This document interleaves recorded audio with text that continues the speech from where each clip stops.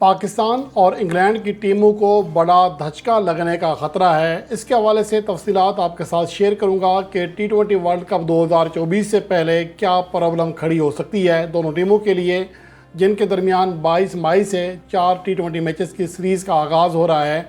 और उसके अलावा पाकिस्तान सुपर लीग के लिए एक नई मुश्किल खड़ी हो गई है और पाकिस्तान सुपर लीग का आने वाला सीज़न एक नई मुश्किल से दो चार हो सकता है। इसके ऊपर बात करेंगे और उसके साथ साथ आज आईसीसी ने प्लेयर्स की ताज़ा रैंकिंग जारी की है, जिसमें फ़खर जमान की तरक्की हुई है। उसके अलावा मोहम्मद अब्बास को बड़ी तरक्की मिली है।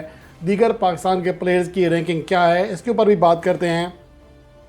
और इस रिपोर्ट का आगाज़ करते हैं पाकिस्तान और इंग्लैंड के दरमियान आने वाली सीरीज़ के हवाले से, जिसका आगाज़ 22 मई से होगा और 30 मई को सीरीज़ का चौथा और आखिरी T20 मैच खेला जाएगा। लेकिन हर T20 वर्ल्ड कप से पहले या हर वर्ल्ड कप से पहले आईसीसी वार्म अप मैचेस कराती है और इस बार इम्कान तो यही ज़ाहिर किया जा रहा है कि 25 या 26 मई को इसका जो मैचेस के शेड्यूल किए जा रहे हैं और इस दौरान पाकिस्तान और इंग्लैंड दोनों ही मसरूफ़ होंगी बाहमी सीरीज़ खेलने में। इसलिए अगर वार्म अप मैचेस के शेड्यूल का ऐलान कर दिया जाता है तो ये पहली बार होगा कि पाकिस्तान और इंग्लैंड दोनों ही वार्म अप मैचेस नहीं खेल सकेंगी।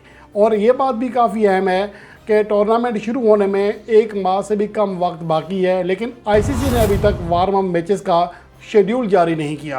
हालांकि बहुत पहले ही वार्म अप मैचेस का शेड्यूल जारी कर दिया जाता है, तो हो सकता है कि इस बार के आईसीसी इवेंट से पहले कोई वार्म अप मैच ही ना खेला जाए।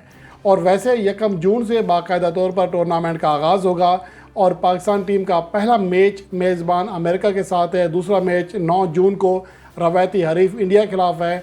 पाकिस्तान के जो मैचेस हैं T20 वर्ल्ड कप 2024 में, उसका पूरा शेड्यूल आप पहले ही वर्ल्ड स्पोर्ट पर मुलाहिज़ा कर चुके हैं, तो यहाँ पर ज़्यादा बात नहीं करते उसके ऊपर।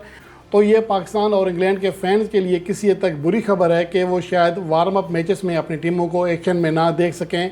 और पाकिस्तान के पॉइंट ऑफ व्यू से ये वार्म अप मैचेस बहुत ज़रूरी थे, क्योंकि पाकिस्तान ने अमेरिका में आज तक किसी भी फॉर्मेट का मैच नहीं खेला।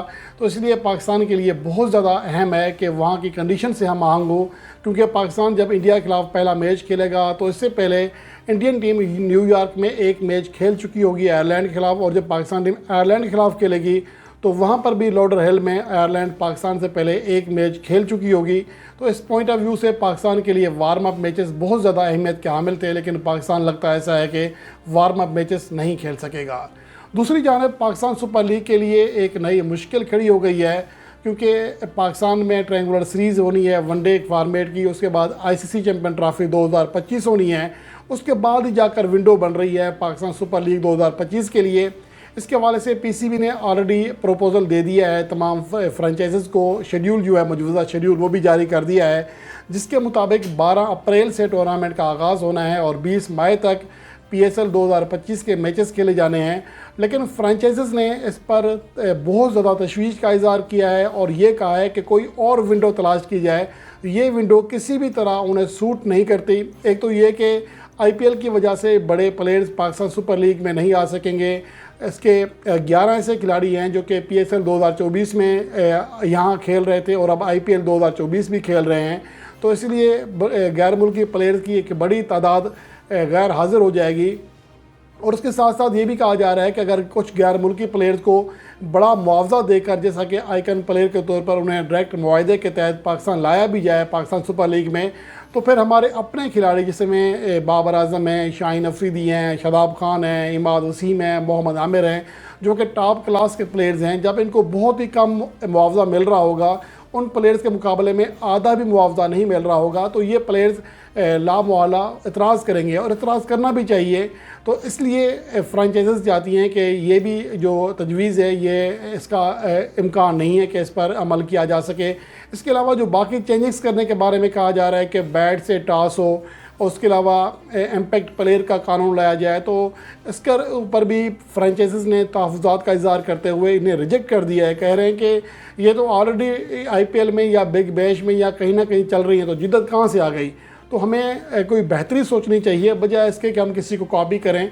तो इसका मतलब फिर ये है कि आने वाले सीज़न में कोई बड़ी तब्दीली भी नहीं देखने को मिलेगी, क्योंकि फ्रेंचाइजेस ने एतराज़ कर दिया है। और इसके साथ साथ अहम चीज़ ये है कि पाकिस्तान सुपर लीग का आने वाला सीज़न कब शुरू होगा, इसके ऊपर एक बार फिर सवाल खड़ा हो गया है, क्योंकि गुज़श्ता मीटिंग के बाद कम से कम ये बात यकीन हो चला था इस हवाले से कि 12 अप्रैल से 20 मई तक टूर्नामेंट खेला जाएगा। लेकिन अब इसके हवाले से जो इतलात आ रही हैं कि शायद मुश्किल ही हो जाए।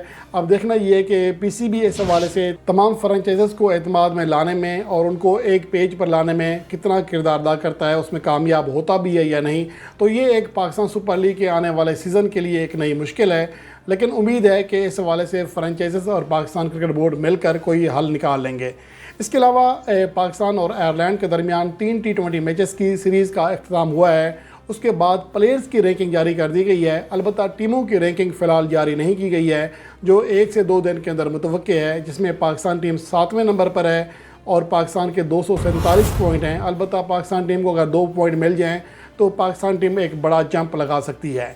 तो खैर इसके हवाले से फ़िलहाल हम कुछ नहीं कह रहे टीमों के हवाले से, लेकिन प्लेयर्स के हवाले से जो रैंकिंग है वो आपके साथ शेयर करता हूँ। इसमें मोहम्मद रिजवान, जिसने लगातार 2 मैचेस में शानदार बैटिंग की, उन्हें 9 पॉइंट मिले हैं। अलबत्ता उनकी रैंकिंग पर कोई फ़र्क नहीं पड़ा, तीसरी ही उनकी रैंकिंग है। अलबत्ता उनके जो पॉइंट हैं वो 772 से बढ़कर 781 हो गए हैं। दूसरी जानब आखिरी मैच से पहले फ्लॉप होने वाले कप्तान बाबर आजम के लिए एक बुरी खबर ये है कि उनके 3 पॉइंट कम हो गए हैं।